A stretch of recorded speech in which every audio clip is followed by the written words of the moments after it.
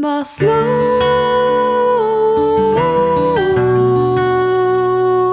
Was ist los?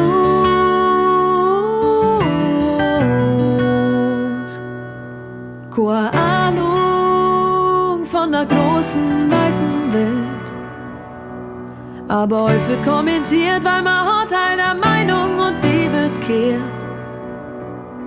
Völlig egal, ob's so da draußen schert.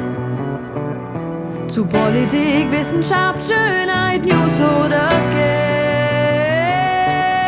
Hey Leid, hey Leid, hey Leid, hey Leid, hey Leid, hey Leid, hey Leid. Was ist hey Leid, hey Leid, hey Leid, hey Leid, hey Leid, hey Leid, hey Leid. Was ist hey Leid, hey Leid, hey Leid, hey Leid, hey Leid, hey Leid, hey Leid. Was ist hey Leid, hey Leid, hey Leid, hey Leid. Was ist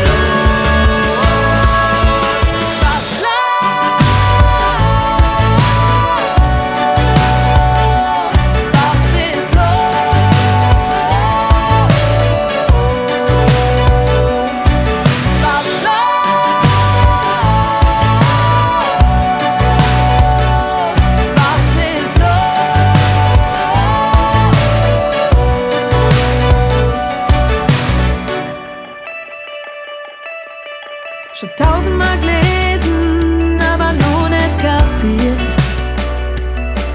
Es ist euch schon mal gesagt, auf der Welt halt bloß nicht vor jedem.